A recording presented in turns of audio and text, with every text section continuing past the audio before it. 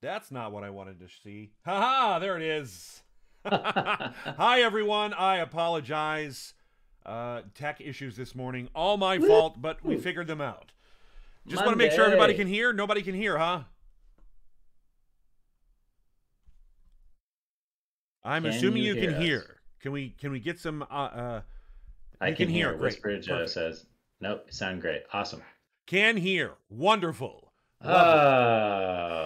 We did it! I apologize once again. Thanks for sticking around with us. 10 minutes late. All my fault. All my issue.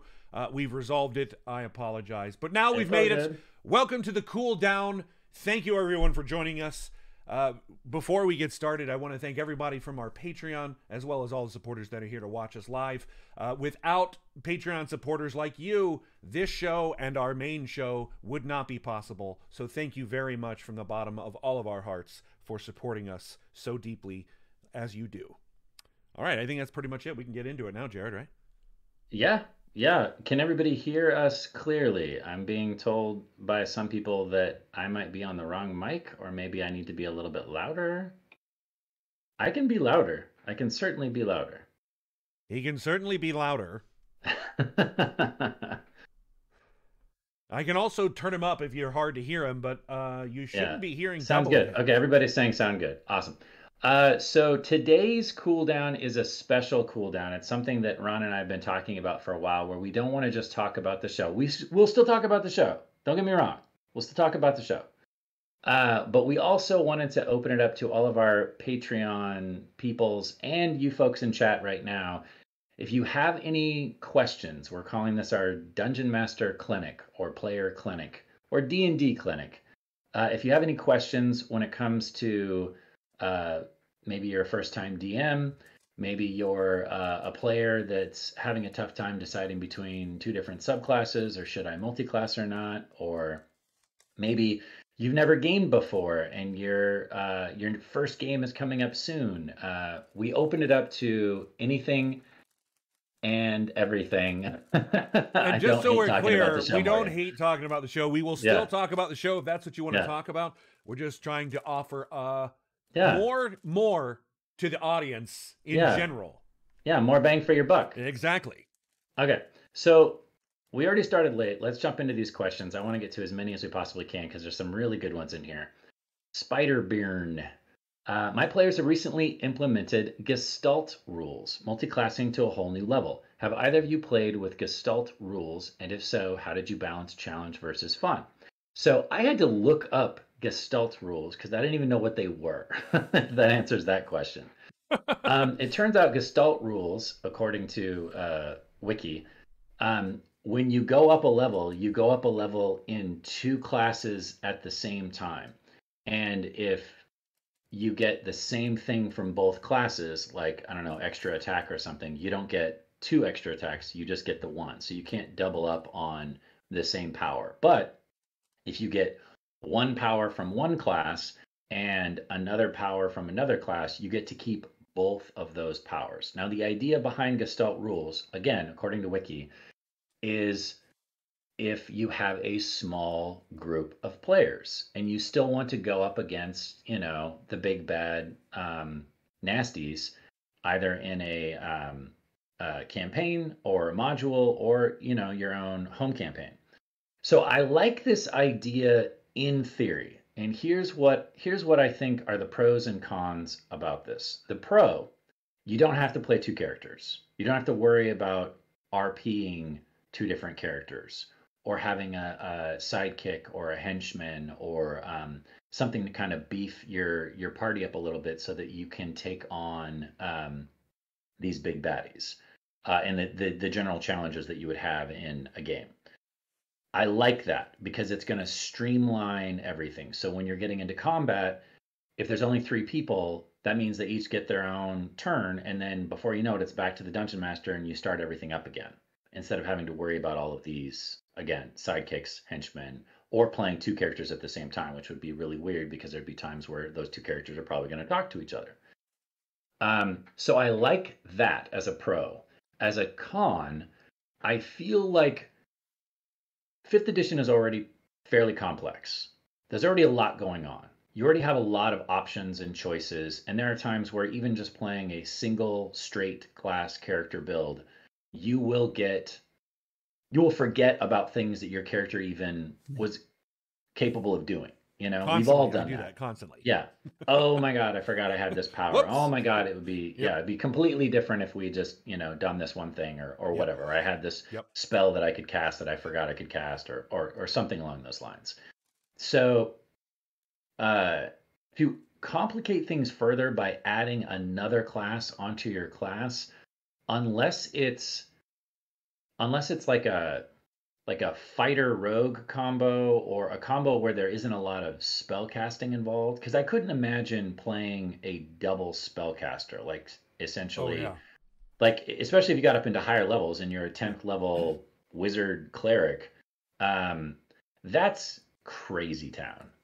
Plus, you can only concentrate on one spell at a time, so it's like you're having more options that you don't really get to use. So that would be the con of that. Gestalt rules feels like it's trying to solve a problem that isn't really a problem.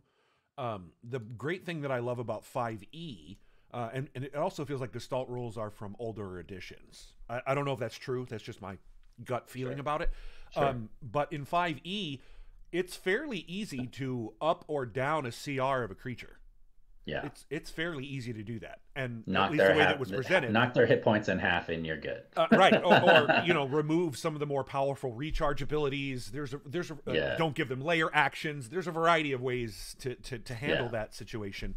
It just seems like, Gestalt rule sounds like power play, which is fine. I'm fine with power play. I run I can now call it a demigod DM campaign, because they now know they're demigods and it's no longer superhero.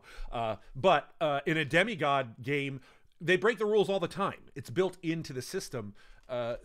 It just seems that Gestalt, I get where, like the way it was presented, I get where it's coming from. You only have 2 players. You want to have a full party, and you want it to feel like a regular, maybe a little bit more like a regular game. But the thing is if you're using 2 classes, you don't get the extra actions, right? You're losing a whole turn if you had 4 people in a party.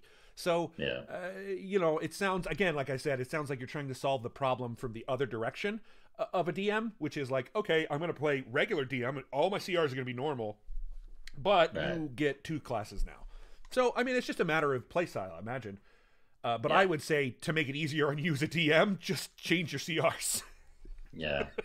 That's just mine. The other thing that I just thought of is, especially now with like Tasha's and a lot of the new rules, it's so easy to summon creatures. It's so easy to animate the dead. There are so many ways to get animal companions and pets. Sidekicks. Yeah, sidekicks. It's built into the game. And one of the things that actually worries me about playing like a druid Circle of the Shepherd is I'm just going to railroad the combat into my horde of summoned creatures, and it's going to be about that rather than the players getting to play their characters in this fight. And so if you are in a situation where you only get 3 players, or you only have 3 players in your campaign, I think Circle of the Shepherd all of a sudden becomes a lot more of an interesting choice. There are classes and subclasses out there that I think are specifically designed, or maybe even unintentionally designed, to fit into that 3 character campaign. So I feel you, Ron. I kind of feel like the Gestalt rules would be fun for like a one shot or something, but I don't know if I want to do a long campaign. Even if it's just a DM and 1 player.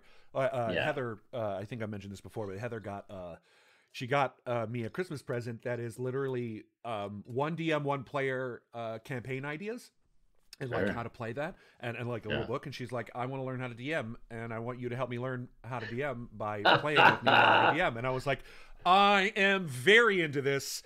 Yes, please. That's awesome. Get you someone who wants to DM for you. That's find you one who wants to DM. That's that's a special someone right there. All right, so hopefully, Spiderburn, we answered your question. I definitely see it as being challenging and fun in certain situations. I don't know if I'd want to do a long campaign that way, though. or a high level campaign for that matter. Yeah. Yeah. All right, let's go on. Also, Jerry I want Tolbert. to hype. We got a hype train incoming, partially funded by Mr. Morgan Peter Brown. Thank you, Mr. Morgan Peter Brown, for giving a bunch of our fans here watching today some subscriptions. We appreciate you. And we got a hype train going. We're at level 1, 93%. Thank you, everyone, for that. All right, I think we can move on to our next question, Okay. if you'd like. And by the way, chat, if there's something that we're saying on here that you agree with or you disagree with or you have further questions about, we will be monitoring chat while we're going. This is not like a regular show stream where we try to ignore chat as much as possible. Yeah. I'm reading chat as we go here. I'm kind of doing that while Jared talks about his aspects of things. Jess, I agree. The wider format's great. Thank you so much for sticking on me on that. This looks pretty good. I only have to worry now about shadows and stuff, but we'll figure it out. Yeah. Dyson Caves, Duralius, thank you guys for the subs. Continue. Okay. Jerry Tolbert, how do you all try to prevent railroading when DMing? Are there tips or tricks that you think make it easier to not force a story in the direction you want without having to prepare massive amounts before each session? This is a question that I feel like Ron and I could talk about for hours. And we probably have. Yeah, we have. Railroading is one of my biggest pet peeves because my personal style of DMing, and this is just me, I like open worlds. I like you can go wherever you want, you can do whatever you want. If you're in a situation where the best possible option is to run away, and that's what you choose to do, that's okay. You don't have to do the thing that I've put you into. That being said, and this is a big point, your players have to have motivation. They have to have objectives. They have to care. If you have a group of players, or maybe even just one player in your group who is playing that stereotypical anti-hero, where they don't care about anything or anyone at all. Maybe they don't even care about themselves. All of a sudden, you're forcing the situation into where the DM has to force you to do things. So there is a certain amount of onus on the player as well as the DM to kind of marry those two together. And the ideal situation, in my opinion, is if you find the character's motivation, and then as the DM, you create a story that is going to feed into that character's storyline and motivation and what they care about. That's the ideal situation. You're not always going to it's not always going to be perfect. There's going to be times where you're going to be like, hey guys, I'm trying to give you what you want, or I'm trying to give you the world here, and you don't seem to be wanting to do it or into it. And that's tough. But also, home games are different than show streams. And I think a lot of people confuse those two. So in your home game, it's okay to turn to your players and be like, hey, I don't want to railroad you here, but why don't you want to talk to the innkeeper? He's got juicy secrets. That's what I was going to say is probably your greatest tool against railroading is your session 0.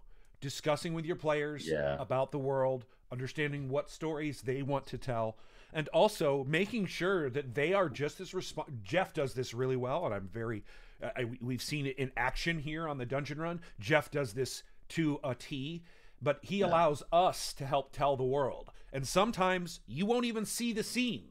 There are plenty of times where I've mentioned a thing while in game, and Jeff has just accepted it and gone on. That's a thing that you can do. And if you read the DMG, they make suggestions like that. Like, you're the DM, but that doesn't mean you control everything. I mean, you do, but you see what I'm saying? Like, you're the DM, you're responsible for everything outside of the player characters, but that doesn't mean the player characters don't get to have an input on what the story is being told. There are different ways to go about storytelling, and just because a character's like, well, I don't know if the bad guy would do that, would necessarily be a bad thing. That's just your player communicating to you that seems unreasonable to me. And as a DM, listening is probably your greatest skill. Yeah.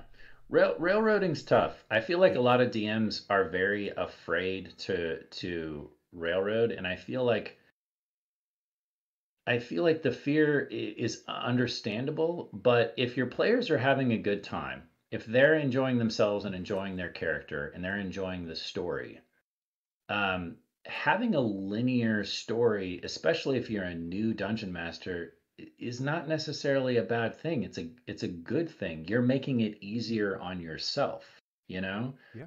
I feel like a lot of the questions we got today are from dungeon masters that are relatively new, or maybe they've been running their game for a while for the same group of friends, and they seem to keep coming across these similar issues.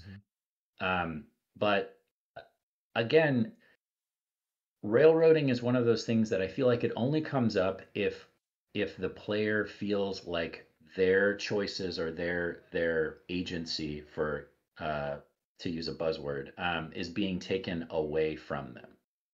And that means that they're having less fun. But what is it that they want to do? If all they want to do is murder hobo and run around town and kill everybody, that's not necessarily fun for everyone else. And so then you have to ask yourself that question, well, is that one person's fun worth the cost of everybody else's at the table? And that's when you have that side conversation with that player after the game, hopefully, or before the game, saying, hey, I noticed that you really want to just kill everyone. Well, look, I've played games stuff that are like that. Evil campaigns Yeah. I've played, but typically you're playing with a group of people, one, that you can trust. That's the biggest thing, I think, across all things. Playing with people you can trust. And two, being able to communicate, like, we're playing evil characters, so we've got to understand that there's going to be, when you play evil characters and power becomes the goal, the biggest dog in the room wins, always. So one of the really good strategies I've seen with evil character campaigns is that there's a very powerful superior being that is forcing you to do these things, that is sending you out to do their bidding. You're a minion of a larger, way bigger bad guy. Yeah. And the beautiful thing about evil campaigns is that guy who happens to be your boss also can become the BBEG. So it's all tied up in one.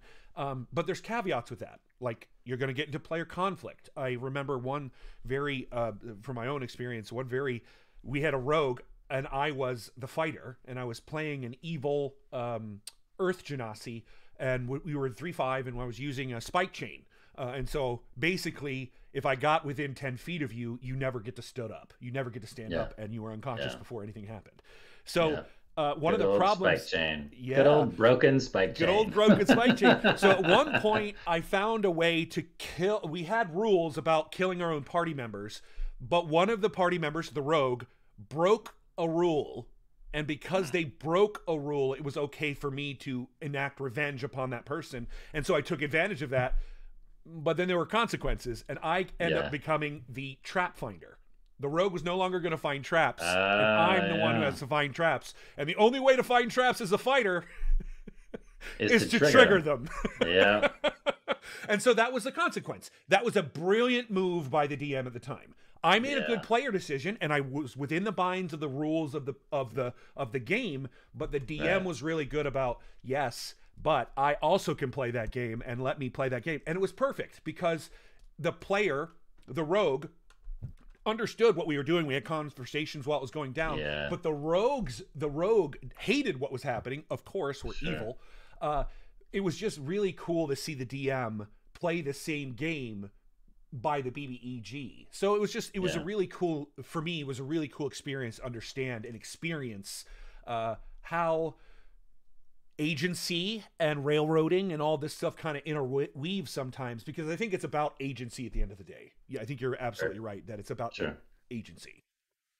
Yeah. So there's a lot of really great stuff in chat that I just have to mention. One of them was from Paleo Gaming. This is also where session 0 is super important for feeling out character motivations and seeing if they complement the overall story arc. Yes. Do a session 0. BBEG is big bad evil guy, just to clarify. Yeah.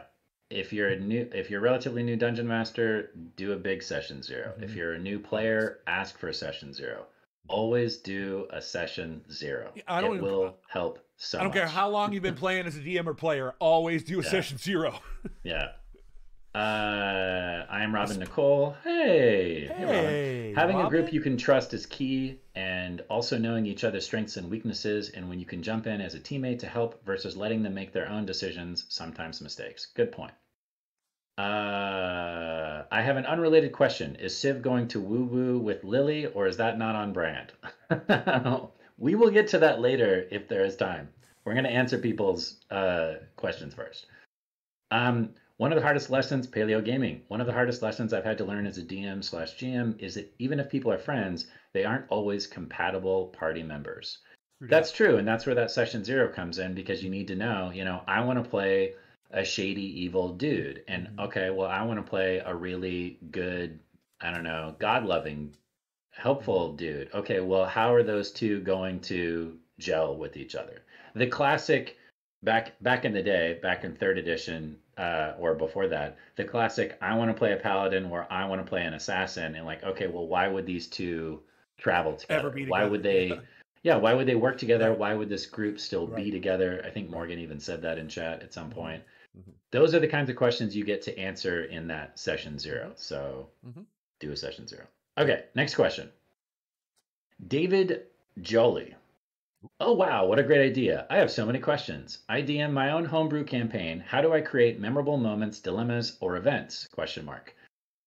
Let's answer that, because he's got like 6 more questions after that. So, Ron, how do you, if you're going to homebrew your own campaign, how do you create memorable moments, dilemmas, or events? What's your baseline for that? A lot of that is, so when I'm home, and this is a great question for me because I homebrew most of my stuff. Unless I'm doing streaming stuff, then I typically play something that's already been created. At home, when I'm homebrewing events, it's a mixture of things. One, I'm a firm believer, and my DM kind of concept is improv is the greatest tool as a storyteller that you have, because the idea is that you're not telling a story alone. I function as my players are just as much as storytellers as I am. They're just telling their own stories. So I try to use what they do, their actions and choices, as ways to set up events. One example, I was a throwaway bad guy. It was a summoned demon, devil, whose name is Naraxonomos, and they call him,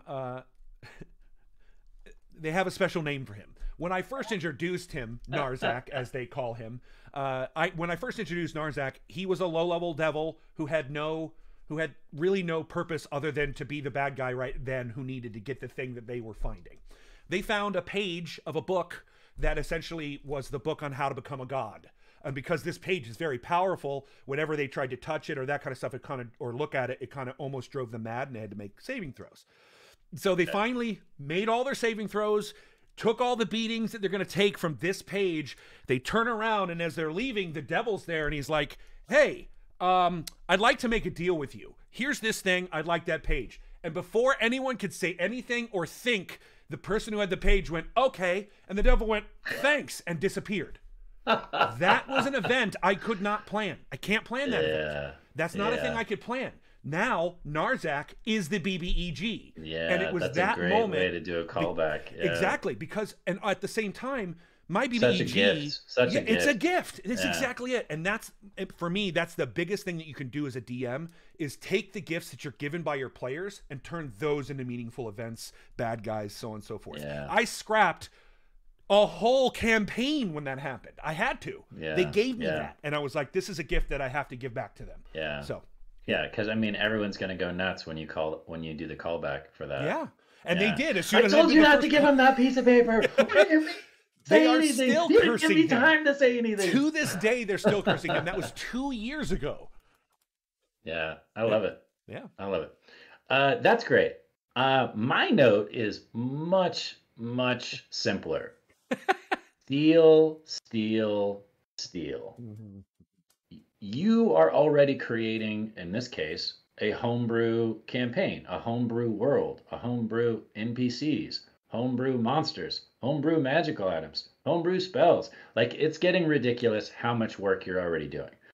So take a page from Civ's book and steal. I mean, that's true in Ways, everything, right? Science does the yes, same ways, thing. yeah, Writers do the ways same that you thing. can steal, easy ways. What's your favorite fantasy novel? Okay. What's your favorite comic book? What's your favorite show on TV? Now, do you want to steal word for word? No, because that's plagiarism. You want to tweak, you want to morph, you want to make it your own. So, like in Ron's case, I love the idea of, this magical page and getting this magical page and it messing with people's minds, and they eventually, figure it out, and then they hand it over to this devil creature, and that becomes the big bad monster.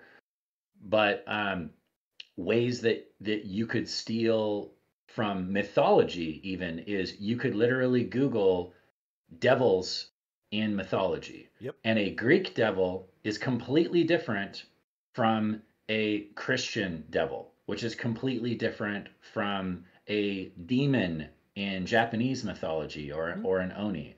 Yep. So using those interesting like tidbits from either history or religion or mythology or from like a fantasy book or whatever, and stealing what you like, picking little pieces up here and there, it makes your job so much easier as this master of homebrew or creating everything from scratch, because then you have sources to take from that will give you either bits and pieces or can give you huge arcs. Because then when you get into mythology, let's say, and you start reading up on some of these devils and demons, in Ron's case, each one of them is going to have a name and a story. And within that story, now all of a sudden you have the backstory for your devil. You don't even need to create a backstory, because you can literally steal the backstory from a devil's mythology I'll tell you right now where Narzak's history comes from. Adam and Eve. It's literally I used Adam essentially Adam. I used Adam as the source, that concept of a piece of you becomes a whole nother sentient thing. I use that as the source of this, and went much different directions with it. But I mean, absolutely. Even D&D is doing that. If you look at the Theranos stuff they output, like that's Greek and Roman mythology right there. That's literally all it is. So use mythology. Someone's mentioning Irish Gaelic lore. Yeah, that's another good one. Yeah. I mean, Wendigo. The Hobbit. There's a lot of different mythologies, and a lot of them that are not nearly as represented, like Native American mythologies. I have a whole book. Like I have a whole section of my books on my shelves are mythologies of different cultures and different cultures and societies of our history, because I'm fascinated with that stuff. I was fascinated with that stuff before I became a DM. Buddy right here, this book, great book. If you can find a copy of this on eBay, buy it. Yes, it has so much juicy stuff in it, and it already has stats. It's an older edition, way older edition of the game, but you can just pump it up for your own 5e campaign. Carson, I love Irish Gaelic lore as well. One of my favorites there is the oh man, Heather. Oh, I can't think of the sprite. Horse undead on the back of a horse. Nucklevy. There it is. Thank you, Heather. The Nucklevy is one of my favorite monsters from mythology.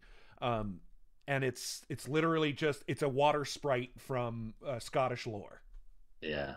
It's crazy. Yeah. Great. We got to go on because we just spent like 20 minutes on that one question. Like you said, we could. And how can I do so? And how can I do so with little preparation time? Oh, there was a second part to that.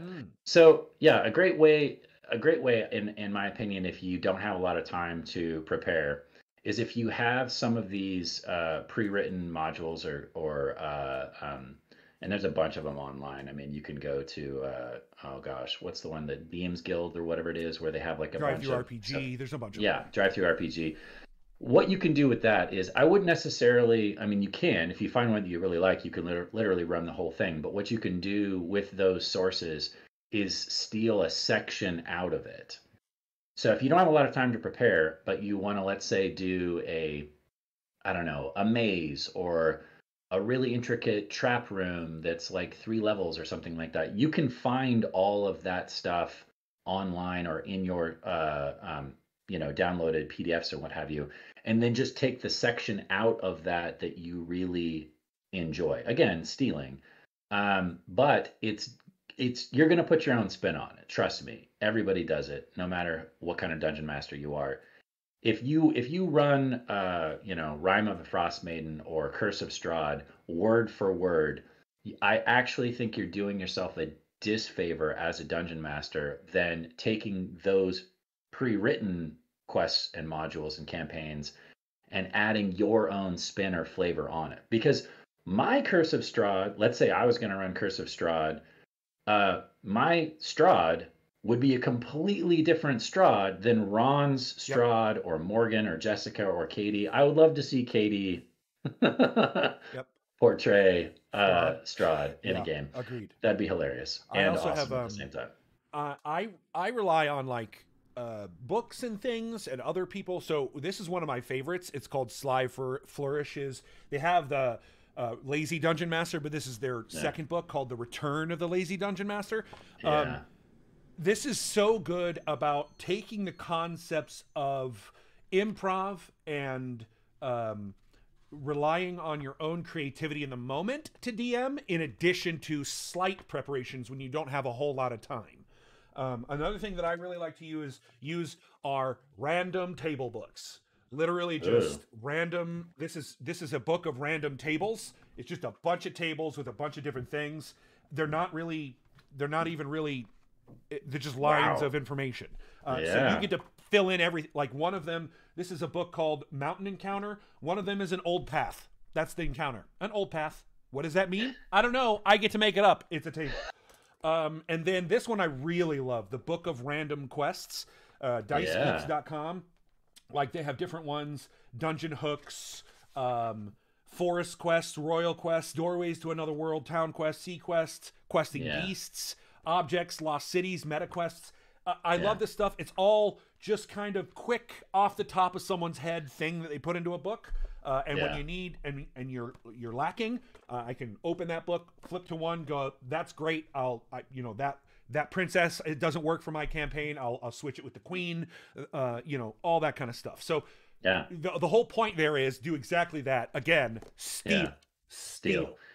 Vision XD 5588. I personally use games such as Kingdom Hearts and League of Legends and the lore anime such as Demon Slayer and Jujutsu and lore and many other things like so. I think you were typing very fast when you typed that, Vision. But I agree. Anime is a awesome source. Video games are a great source. And as long as you don't steal the whole thing, like as long as if you try to run Lord of the Rings or The Hobbit for your group, they're going to get it quickly and they're going to get bored quickly. But what you could do, instead of stealing the entire storyline or plot or trying to run a book or a movie for them, is you could say, what's one thing out of Lord of the Rings that I really want to bring into my game? Maybe it's a specific NPC. Maybe it's a specific monster, a ring wraith or something like that. Maybe it's a specific magic item. Wouldn't it be cool if you found Sting in one of your games? Yeah. That's fun. That's interesting. Yep. But what you don't want to do is steal everything word for word. It's much better if you're going to homebrew, especially to piecemeal things and then add your own flavor on top of that. It's just like films and remakes and reboots. Like if you're going to remake or reboot a film, make it a new story. It's okay to be in the same universe. It's okay to be in the same universe. It's great. Universe creation is wonderful, but tell new stories in that universe that haven't been told yet. One thing I want to mention, if you didn't know, Bungie created a supplement for 5e that is Destiny. There's a Destiny 5e supplement. So, it's clear that even these creative universes that don't exist in D&D are excited about translating themselves into some sort of TTRPG, or in this case, under the auspices of D20 mechanics. Okay, we got to move on. We're going to run out of time. Other Well, I random mean, question. we started late, so technically we still have Oh a yeah, little bit more we'll time. go late. We'll go late. Other random question. One of my players wants to be a pixie, a tiny race. How would you balance this player's desire with the obvious challenges that they will have? All of the other characters are medium. What do you think of a race of ghosts? How would you create such a race? Well, that's a great question. I have noticed that the races in 5e are starting to power creep a little bit. Like the newer races that come out are significantly more powerful than the initial races. And because of that, they've actually gone back and fixed some of the old races, aka Dragonborn, which used to suck. And that's why they're releasing the new And now they're awesome, and they have all kinds of cool choices. So, depending on what the other people are playing, if they're playing older, less powerful races, I would be careful with the pixie, not because of the size, because I don't really think that's going to make much of a difference. I mean, even if you're using Roll20, occupying other spaces and what have you, and attacks of opportunity, those all kind of, still work. But I know pixies get some innate spell casting capabilities. What I would do with that, if they really want to be a pixie, a hardcore pixie with all of the bells and whistles, is I would stagger it based off of level, just like they do with the Dragonborn. Like Dragonborns don't get their cooler abilities, or make it a feat if it's really powerful. So like at 5th level they get X ability, and at 7th level they get Y. And that's ability. the same for ghost player characters too. Any monstrous player character, if those monsters get innate abilities that appear or feel too powerful for the level they are, tie them to level. Aging? Yeah, like the aging of a specter. Yeah. Tie it to level requirement. Or force them to spend feats on it. So that there are choices and consequences for the choices that they make. Yeah. A ghost is a tricky one because I feel like if they're incorporeal all the time, then that makes them almost impossible to hurt. But at the same time, if they're incorporeal, are they really able to do much to the plane that they're in? So what I would do for a ghost is, instead of having them be a ghost that's like a pure ghost, what if they just have a race of ghost-like qualities to where they can go ethereal for a minute, let's say. So they can still pass through walls and they can still haunt people. That's what they did with dragons. Kind of... They did that with dragons and demons with Dragonborn and not Tabaxi. ASMR and Tieflings. There they are. Ancestry. Rather than making them the same, give them ancestry. And I think and Brandon Nerd had a good point in here as well. Some races have abilities that level up as well. I love the idea of you're a ghost that's somewhat in the physical plane and somewhat trapped in the ethereal plane, but as time goes on, your power of being able to go incorporeal or have some kind of fear power gets stronger as you gain in power as well. So instead of it being a feat or them getting at a later level, they get it early. They get it throughout the whole life of the character. It just grows with the power level of the character. But there's so many races now that have just crazy abilities, like resistance to magic, or they can fly. And it's like, what are we afraid to give someone at first level now when it comes to race? Well, what's it's not fly. Limits? Clearly, it's not the 3rd level fly anymore. Wraith Touch. I think recently they did things like this with vampires, right? There was a vampire ancestry race. So they've introduced this concept in D&D as well, where there's like Wraith Touched or an ancestor of a monster. What I would really like to see Dampiers. is Dampiers are Dampiers. That's what I mean. That's the one I was talking about. Vampire, that's an ancestry of a vampire. Really cool. Great stuff. One of the things that I'm very fascinated with and I'm doing work on for a later release is monster stuff. Like essentially turning monsters in. What if monsters are the player characters and all of the NPCs and players are the monsters? What if you literally flip the script on 5e?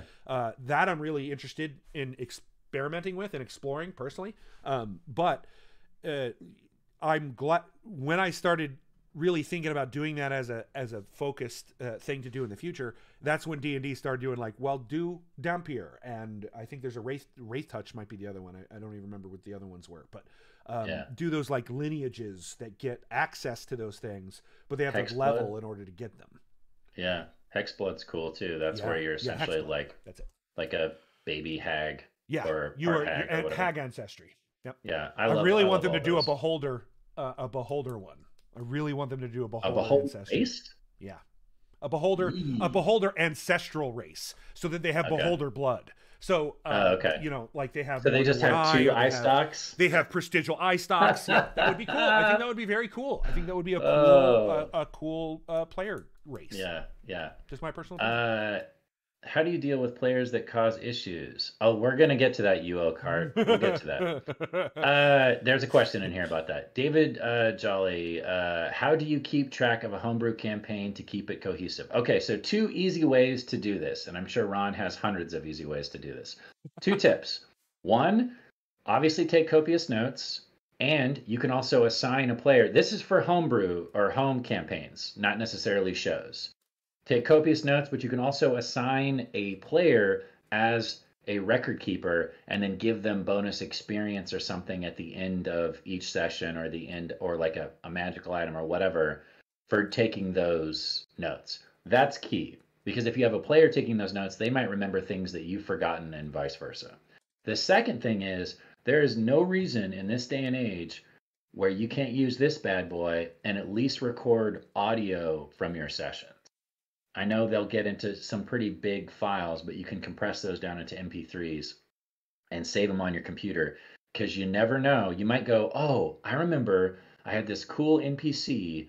I don't know where my notes are at, but I had this cool NPC in the 3rd session, and I really want to bring him back for this thing, and I don't remember his name, and I don't remember necessarily all of his powers. You can go back to that saved MP3 and scrub through it till, you know, because you knew it was an hour into the game or whatever, and then listen to just that segment to remember those snippets. Highly recommend recording things, at least in an audio sense. Ron, what are your tips? Yeah, record for sure. Audio recording is probably very good. For me, I like to, since I play D&D in a way where the story is cohesive with the group and they are part of the storytelling, I also essentially give them upkeep jobs of the game. So there's somebody who, when we're playing in person, we're not using digital stuff. Somebody keeps track of initiative for me, or where we are in initiative. And typically I'll choose someone.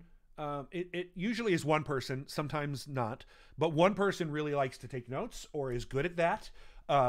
And typically what I will do is I will reward the note taker as someone who is a little bit more tied into the main story than the others. So they become a little bit more like the focal point. Yeah, give them the juicy stuff, because they're doing so much of that writing work for you.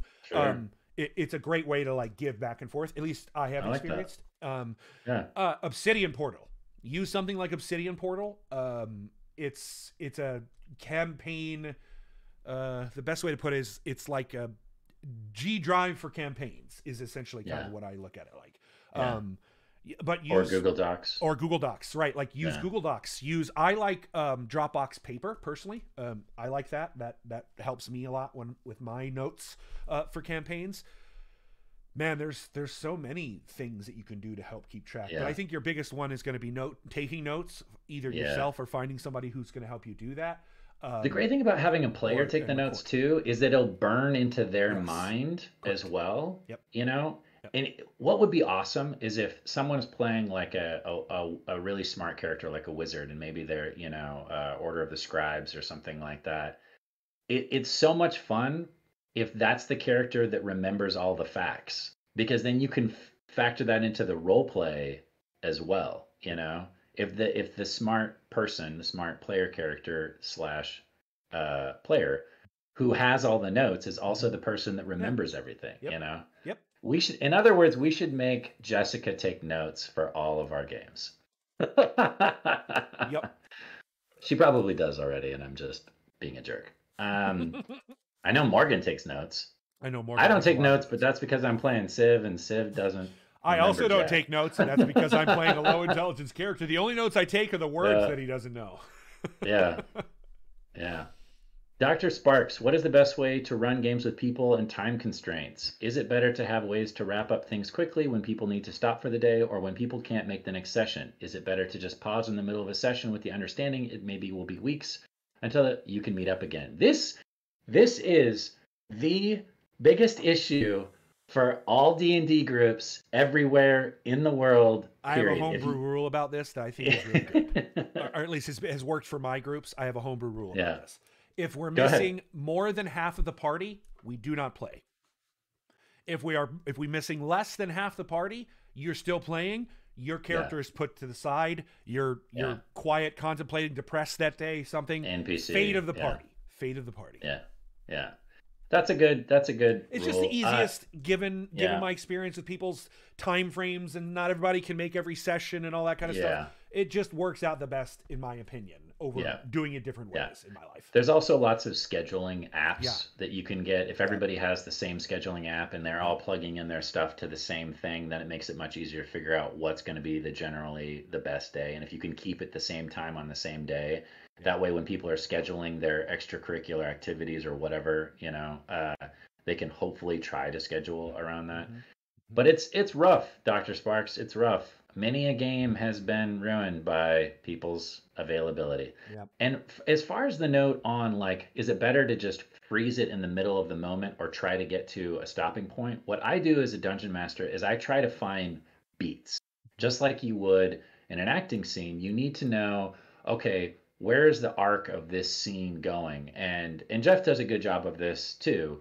When you get to a moment where it's either like a big reveal or climactic moment, those are good stopping points. Or at the end of that resolution, when everything has kind of been tied up in a nice, neat bow, and you're about ready to get into an RP moment or something like that, that might be a good moment to pause as well. But it's usually better, in my experience, to pause or wait until the next episode when things are still going strong. What you don't want to do is end on okay, everyone's tired, exhausted, it's late, weak note. It's better to have that big reveal of the monster or whatever and end there, and then everyone's excited for that next session. Whereas if you run that 3-hour long combat just to get to the end of it and everyone's wiped, then what do you have to look forward to come back to on that next session? Go ahead, Ron. Warlock's Lament brings up learning to RP downtime. This is something that was I don't know if it was introduced in 5e, but it's when I recognized it in the DMG in 5e. They talk about RP downtime, where you literally can role play. In college, I used to play a game called Diplomacy. I don't know if you've ever played it, Jared. It's like international chess. If you think of Risk, the map of Risk, but they have specific rules. And the whole idea is that it's a game where you have once a week or once a month movements, and throughout that entire time between the last movement and the next one, you're literally engaging in diplomacy with your fellow players to try to determine who's lying to you, who's on your side, to try to take over different things. So that's where my brain goes when I hear roleplay downtime, where it's like, okay, we're a superhero group that gets together to do things once a month or only when there's some crazy event that's threatening our particular region. And between that, I'm just a wizard in a tower learning how to wizard. Maybe the paladin comes in one day and shows up and they have a conversation. Role play does not have to happen in game. You can role play outside of it, but the key to that is then you've got to find, like Jared says, beats that allow you to do that. It's hard to role play downtime when you're in the middle of a cliffhanger and waiting for the next session. So look, and some players, I do very little downtime role playing with my campaigns currently, just because the players don't necessarily enjoy that aspect of it. But I try to find at least beats, places where you can stop and go, that was good. I really wonder what's going to happen next. But cliffhangers, if you're really trying to get them to come back, if you really want them to be thinking about it until the next session, then cliffhangers are your are your greatest friend. Bread and butter, yeah. Bread and butter. Okay, this TV is a shows great... do it all the time, clearly. This is a great question. I love this question. It's from the Carson, of course. RP seems to be the hardest thing at a table. I watch shows like the Dungeon Run with seasoned and trained actors, and I always feel like I'm missing something, not encouraging my players enough. However, when I give the players a chance to interact or talk or get into RP a little more, no one is really interested. In an actor's friend or peer group, this might not be the case that often, but how would you recommend instilling a little more confidence or willingness to RP? Is it even possible to do that with people who just don't seem to be into it? Am I failing as a dungeon master? As a person, are my shirts too tight? I just don't know anymore. Well, I can speak to this explicitly because my Demigod campaign, everyone who started that campaign was brand new. No one had played D&D before. Wow. A lot of them never played because they always thought that they had to role play, and that was what kept them from role playing, from playing D&D. Yeah. And the way that I saw that is like, look, play, experience it. Well, we don't have to role play. You can just say that your character is doing a thing rather than I am making a voice and role playing it in person. You can always do third person like video games do. Right. You know, in that way, you can just say my character walks. I do it sometimes with Uggo. Uggo looks sad. James, you guys all do it too. You describe the character from a third person perspective rather than an internal one. That's really great way to get new players on board. Have them think of it more like a video game character rather than a character that they inhabit. Sure. And I think that's just because people aren't comfortable. Role playing and vulnerability requires trust. Yeah, it requires a lot of trust. That's it requires so much trust. So if you're playing with new people who've never played together and never played the game before, you're going to have to work up to that. It's going to take time. And you as the DM are not failing because your players aren't comfortable with role-playing like that. It's just not their play style. It may never be their play style. They've never played the game. They don't know if that play style is actually good for them or not. They just know they don't want to be on a stage doing action stuff in front of a microphone and having people watch them. Fear of public speaking is still one of the largest fears in human existence. It's surprisingly with our social media, strange off-topic data element here. With social media, that fear is actually lessening more and more every year. Weird. But the whole point of that is play with them. At the end of the day, it's a dice rolling game. People love throwing dice. They love playing games. It's as simple as that. Get them into that. My players now, the ones that never wanted to role play, Heather plays, she's the note taker, so she plays one of our more important characters in the story. She role plays now. Right. On her own. She's not even thinking about it, and she just does it. It takes time. It takes time. It takes time. Yep.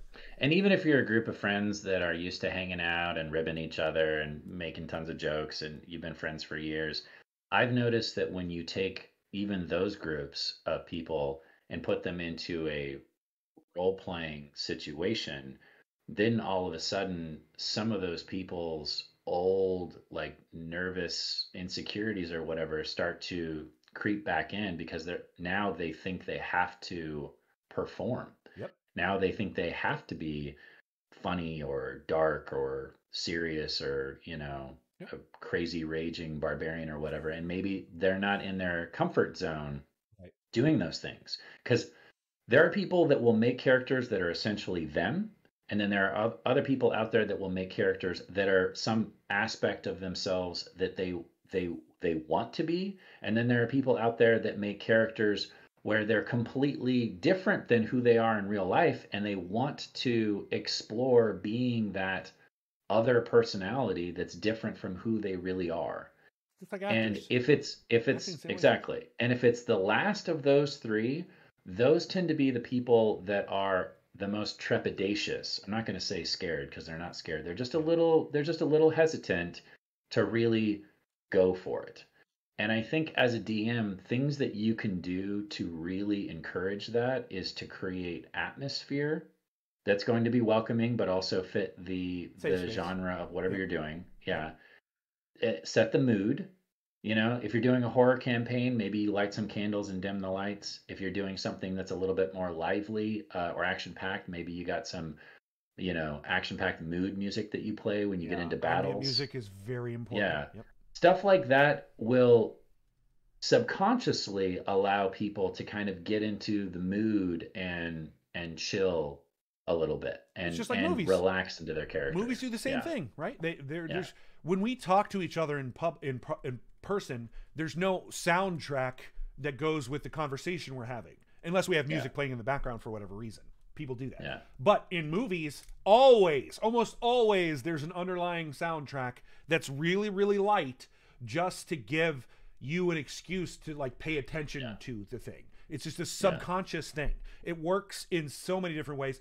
One of the greatest things that I learned about becoming a good DM was LARPing, and now probably easier is like escape rooms. Really good escape rooms that put you in the environment. If you go pay attention to what they're doing, if you go to an escape room that's like that and it's skinned for the experience you're having, pay attention to the small things that they do, the soundtrack, the way they lit the room, what colors they use to portray those things to you. So there's a lot of subconscious things you can do to help players feel more comfortable in their environment. Yeah. One note that I will make is that's that another reason why snacks is important. Oh yeah. If you're DM and hosting. So one thing that I'll notice, and I think Brandon Nerd maybe said it about the voices thing. A lot of people that play D&D assume that they need to do character voices. Now, two things about that. One, you don't have to do a character voice if you don't want to. Just make sure you're very clear when you're in character doing something and not in character and making a joke. And that's easy to do if you're doing voices, but it can get confusing if you're cracking a joke and your voice is the same for your character. The second thing you can do is there are ways for people that are not actors per se to change their mannerisms or their voice to let everybody know when they are in character doing some form of RP. An easy thing could be like my character wears glasses. So when I have these glasses on, that means I'm my character and I'm doing this thing. Or I'm acting out this scene. I have a mobster who uses my voice and he just talks out the side of his mouth. Yeah. There's all kinds of little tricks that you can do to let people know, this is my character and this is part of maybe your character has a tick. Maybe they like to chew on their fingernails or something like that because they're nervous. Any number of things. But costumes, props, stuff like that can also help people feel more comfortable, RPing. One of my favorite things to use for evil characters that are smart is borrow from, if you've ever seen The Dark Crystal, one of the Skeksis, one of the main Skeksis always goes, before he speaks. The whimper. Yeah, it's a perfect little thing for someone who's intelligent and wants to appear a little evil. It's just such a little small thing that anyone can do. Yes. Yeah. That kind of stuff. Yep. Yeah. All right, next question. Melissa Kester. Hi, guys. I'm going to be running a live-streamed mini-series starting tonight, Monday. Awesome. I'm feeling okay about my DMing capabilities, and my players are wonderful. My nerves are coming from the performative aspect. Here we go again. So my question is, what is the best way to manage player enjoyment / engagement versus viewer storytelling engagement? Well, I don't know if you're having the people that are watching on Twitch interact like we do, where they actually affect the game. That's a lot. It's a lot to juggle. But as far as the enjoyment aspect goes, what I've noticed, and correct me if I'm wrong, chat, what I've noticed is that when we enjoy ourselves, the watchers enjoy watching us. That's what I was going to say. Yep. So if the players or the dungeon master, if somebody's not having a good time, if things aren't going great, then everything falls apart. And if everyone's enjoying themselves, even if it's a rule gets flubbed, even if a character dies or something terrible happens, if everybody's still having a great time, that's awesome. And that's that really draws people in. It's infectious. You want to be there. You want to be a part of that. You want to be a fly on the wall if you can be, or actually interact with it if you can. So that would be my recommendation, is don't worry so much about the people watching you. Worry more, if you're going to worry about anything, try not to worry too much. But if you're going to worry about anything, worry about, are you having a good time? And if you look at your players' faces when you're talking or when they're talking, are they enjoying themselves? Are they having fun? And I think that'll solve any issues. Yeah, that's Amy Vorpal is a big proponent of that. That's her number one thing, right? Always have fun. Yeah. To say that, having fun doesn't always mean happy-go-lucky chuckles, right? Like, you know, people are like, oh yeah, Gordon Blade says explains Oldsvatch. Look, when we were in Oldsvatch, that was still fun for me. It was not happy-go-lucky times. It wasn't like, ooh, I'm really into how fun this depressing situation is. But do you know what was fun? Playing the scene. Playing the scene was absolutely very enjoyable. Learning more about my fellow players in that moment was enjoyable. So there are ways to tap into the fun moments where it doesn't have to feel like, yep, we're breaking up and making people laugh. It can be other things. You can have fun and it not necessarily be a party. Jokes are great, but you don't want to just be jokey the entire time. Because if you're just jokey the whole time and you're trying an audience, it grates on audiences' nerves, especially if you'd constantly do in the know jokes or inside jokes. If you're constantly doing inside jokes, you're going to alienate a large portion of your audience. True. Okay, David Gen Pro. Hi, great tips last time. Sorry, I want to say this. David Gen Pro just said something that is kind of the key to improv, as we know, Jared. Failure is way more interesting than success. Oh, yeah. Yep. Oh, totally. Yep. I mean, we're still talking about Oldsvatch, and how many episodes has it been since then? Yeah. Nobody forgets Oldsvatch. Right. Nobody. Yeah. Okay. Okay. David Gen Pro. Hi. Great tips last time. Session 0, etc. I'm a longtime player, relatively new Dungeon Master. Briefly, any tips for balancing giving space to less structured RP versus keeping things moving forward story-wise? Also, after restarting 2 live campaigns again in the fall, we've had long Omicron pauses. Tips for reinstating, re-engaging after a long pause. Those are 2 very different questions. Which one do you want to tackle? I'll tackle the second one because I'm dealing with that myself. My Demigod campaign has been on hold since November. We're getting back to it here in February. And one ways are do what TV shows do. Give them a recap. Yeah. Let them play a recap even. Sure. There's a variety of things you can do.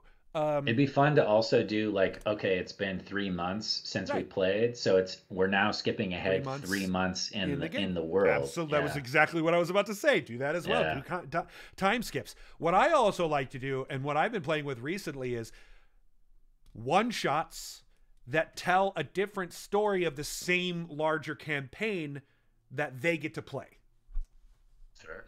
So it's just one particular mission that they go on that is the last one I did was tied to a previous character's story arc. So they saw a different version of a character that is a player character, but they were playing different characters in that character's reality. It's a cool way to like. Righteous Gemstones is a show I'm watching right now. They do it really well. They do flashback scenes. Flashback scenes are great ways to inform your players about what just happened without their player characters knowing the details. Yeah. It's a great way. Totally. Okay. Psycho Cash Beast. Great name. Hi, don't know if this is the right place to ask this. Is it me, or is the show dealing with some more technical difficulties lately?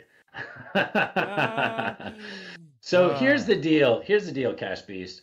We're constantly trying to make the show better, right? We want the picture to be better, we want the sound to be better, we want the backdrops to be better, we want to give you guys the best show we possibly can. So we're always instituting new things. We're always trying out new software, new gear.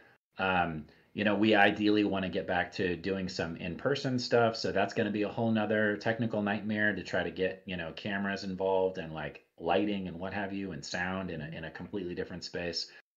So that all being said, The reason why you might be seeing some glitches in our most recent streams is because we've been implementing some of those things, and they might work great in our tech that's like 30 minutes to an hour long before the show, and then we get into the actual show and we have some of those bugs. So all of that being said, we're doing that, believe it or not, to make the show even better for all of you. And we also have to remember, guys, like, streaming is still a new thing. Streaming in this way, in this manner, is still new and hard. You have to keep in mind that we've got 6 people all in different parts of the country, all trying to get high definition video to you delivered, slammed together in one place with good sound, good music, good storytelling. So it's a lot of, part of what you're seeing is some of the seams being shown because we're trying new things that are very new, that are brand new, that we're trying to solve in order to solve problems. And there's always good old-fashioned hotel Wi-Fi, too. That's right. And then there's good old-fashioned hotel Wi-Fi. Right. And the Carson, here's the biggest thing. If we had anything other than 1950s electrical infrastructure, you wouldn't see the seams because we could give you high-def video without having to worry about bandwidth issues. And like, to the point of, even if we're trying to be on the screen and show and act and do the things that we do on the dungeon run, as soon as we open up a window to look at something else, we now have scrunched the amount of bandwidth that our personal networks can handle. And I don't care who you are, if you've got 6 individual network streams that you've got to regulate in one place without a hardware in a building, it's going to be difficult no matter who you are. So that's why one of the biggest solutions, and hopefully we will get there somewhat soon, is somehow playing more in person, even if it's just parts of us, 2 of us are on the same camera. There are a variety of options and things that we're discussing that we could possibly try to make this all easier, look better, and look sharper as we move forward. And the long and short of it is, thank you, Fallstar. Big props to the behind the scenes crew that bring us the streams. Yes, they all work very, very hard. We have the 2 music ladies that are piping in their music, as well as Sean trying to have like 8 tentacle arms flipping all the switches on the behind the scenes thing. And one of the things that I like about our stream in particular is that it's not just 6 talking heads with a frozen frame the entire time. Like, we'll do 2 shots, we'll do secret rooms, we'll do a scene between 3 people, a scene between 2, a scene between 4, a scene between all of us, some where the dungeon master isn't even on the screen, others where it's just Jeff. I think that adds some dynamicness to our show, and hopefully keeps people excited and interested. And I agree with you, Ron. I think it's only a matter of time before we do some more in-person stuff. Well, and it helps, again, we are getting close now to our full hour, so we should probably wrap it up. But we have one more question to do. Yeah, but go ahead. Yeah, it goes back to, again, those who interact with the game, and those who donate, and those who support us through Patreon. If you want to see us grow, you want to see us get back in person, you want us to see it get better and better stuff, you got to, it's essentially continuing to do what you do, which is help us make the things better. The idea here is we're not just sitting on that, we're using the stuff that you give us to make the show better every time. And not just make the show better, make more shows, make more content. All of it goes right back into the show to bring you even more than we already are. Yeah. And we appreciate everything that you guys have given us thus far. Carson, thank you for the bits. I just want to echo Ron. Everything that you guys give us, we turn around and put right back into the show. So, the more people we get watching, and the more support we have, the better it's going to get. Okay, last question. Mike Cortez, or Mike Cortesi. I apologize if I butchered that. Is it okay to coach a new DM in session? Ooh. Recently had a newish Dungeon Master run a session where he pitted 3 level 6 player characters, 6 NPCs, and a vessel with normal cannons against a Kraken. I see. So 6 player characters and 6 NPCs against a giant Kraken monster. This DM misread the stat block for the Kraken, giving it resistance to non-magical bludgeoning, slashing, and piercing damage instead of immunity to the aforementioned. We all had a great time, which is all that's really important, but it should have ended in a TPK instead of giving us all 2 level ups. We only lost 2 NPCs and the boat didn't lose 50% hit points. I mean, that to me, I would just chalk up to like a learning lesson for your dungeon master. Especially if they're new, they're gonna make mistakes. Well, I don't know. Jeff makes mistakes. Ron makes mistakes. Yeah, Jared makes mistakes. Absolutely. I'm talking in the third person now. We all make mistakes when it comes to DMing. So I would just chalk that up to okay, we learned our lesson, That also could have been a CR correction move. That could have been a move of it's a Kraken, but it's not the normal Kraken. It's not fully grown, and I don't want the CR to be so high. I want to drop it by 2. So instead of complete immunity to bludgeoning, I want to give it resistance to bludgeoning. I don't know the details of that, but that, to me, if I heard that, I'd be like, oh yeah, that's a thing I did because I only had so many people, and I didn't want to TPK my party. Right. That's just... Let me look up Kraken real quick. The key there, I think, though, is it's okay to give any DM, whether they're new, old, experienced, or whatever, it should be okay. You should... Let me say this. I think it's a good idea if you set it so that that kind of information given to you is allowed and expected. As a DM, want constructive criticism. The key there being constructive. That's what I want. I want something that has meaning and not just, oh, I didn't like it. Well, okay, it's okay that you didn't like it, but what didn't you like about it and why? And then what could I do to make you like it? Like, what could I have done that would change it so that you would have liked it? That's, to me, the kind of situation you want to set up with your players and your DM. Yeah. Again, I mean, safe space, trusting.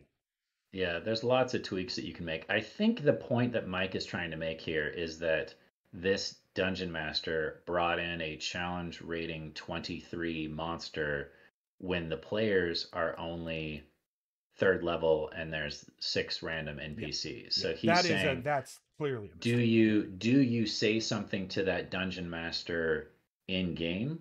And my answer to that is no. You never ever want to call out a Dungeon Master while the game is going. You can say, hey, my character's power is this, and you're saying it's this, and I just want to clarify these rules. That's not calling somebody out. But if you say, hey, you shouldn't be using this monster against 6 3rd level characters, that's pretty harsh. What I would say is you could totally talk to that Dungeon Master after the session is over and say, hey, I noticed that you threw that Kraken at us. Were you expecting us to fight it? Were you expecting us to... There you go. Kraken. Were you expecting us to kill a 23 challenge rating monster if we're only 3rd level? Like, what was your game plan there? What did you want to have happen, or what did you expect? Were we just supposed to see the Kraken and have it be this foreboding thing that maybe changes our perception of the world, but we weren't necessarily supposed to fight it? Or did you want us to fight it from the get-go? Yeah, I think the key there is when I was talking about having constructive criticism, I didn't mean like at the table in the middle of the game. What I mean is afterwards, have a conversation with your DM in private or with the people who share your same feelings, and have that conversation then. Yeah, absolutely. Like Hadrian X says, don't call out a CR monster in the middle of a game because it's pretty metagaming. Yeah. And then Reyes says, but if I don't call out something I don't like, how can I prove my big brain and show everyone I'm superior? Well, you're more than welcome to do that, but you are not welcome at my table if that's your goal. I love the sarcasm. Yeah. Coaching and feedback should always be offline and private. Thank you, Corbin Played. Yeah. Thank you. Yeah. So I do understand their point, though. They're essentially saying, hey, this Dungeon Master is doing this crazy thing. I know it's a broken situation. I'm not quite sure what to do when I'm in that situation. And I would say definitely don't call them out during the game.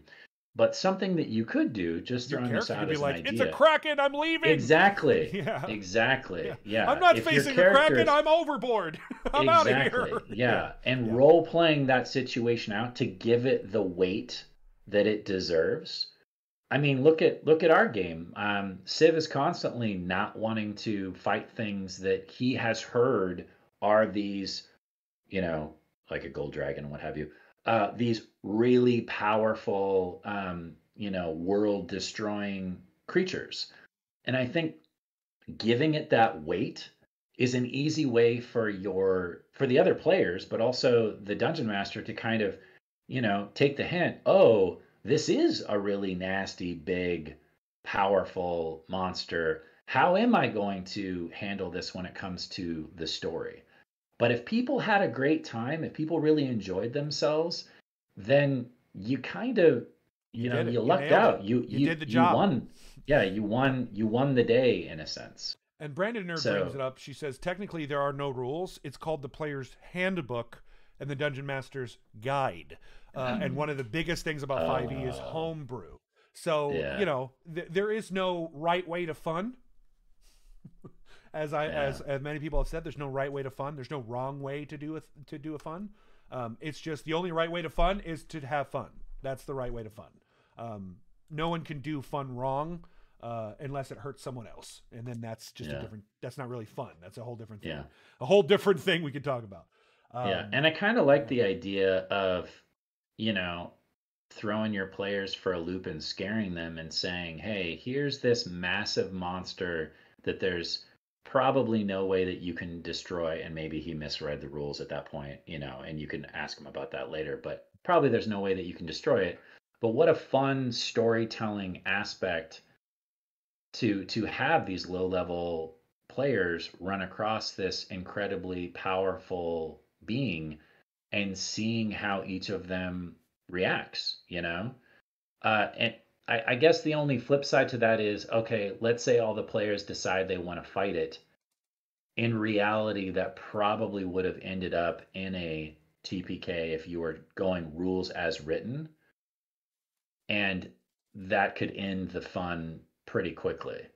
So I think it's just a matter of carefully writing that line of how do you want to introduce this monster? I mean, did the Kraken come up right underneath the boat, or did they see it miles away and then sail over to it? Those are two very different scenarios. Did they try to talk to the Kraken? Did the Kraken attack them for a reason, or was it just random monster chaos? I think ultimately, if you think of a D&D campaign as a conversation, that has really helped me. Every time I'm playing we're at the table and we're playing, we're really just having a structured and rules that can be broken kind of conversation, which is all conversations. So for me, that's how I try to look at it. I try to look at it as I'm sitting across the table from 4 to 6 other individuals. They're choosing to put their time and butts in my seats. So I better look at this like that's an opportunity and a gift that I've been given. That's kind of how I try to look at it. Yeah. Wow, this went really quickly. And many people seem to really like it. Yeah, and I love all of the questions that we got. So we might have to do this again at some point, Ron. For sure. Yeah. So this has been the Cooldown, a.k.a. the Dungeons & Dragons Clinic. I'm Jared Kajak. This is Ron Ogden. Ron Ogden. Thank you so much for joining us for the Dungeon Cooldown. As always, thank you, Patreon supporters. Thank you, watchers. We appreciate all of your time and effort put into beautiful stories like the Dungeon Run, beautiful shows like the Cooldown, and all of us here at the Dungeon Run. Thank you so much, and we'll see you on Wednesday. Yeah. Bye. As always, humankind, be both.